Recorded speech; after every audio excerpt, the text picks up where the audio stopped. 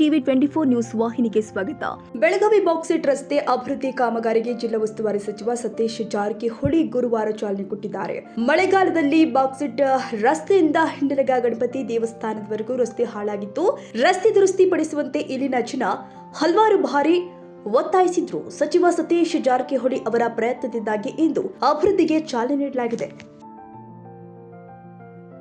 ಕನ್ನಡಿಗರ ಮೆಚ್ಚಿನ ನಿಮ್ಮ ಟಿವಿ 24 ಕನ್ನಡ ನ್ಯೂಸ್ ವಾಹಿನಿ ಇದೀಗ ಟಿವಿಯಲ್ಲಿ ಲಭ್ಯ.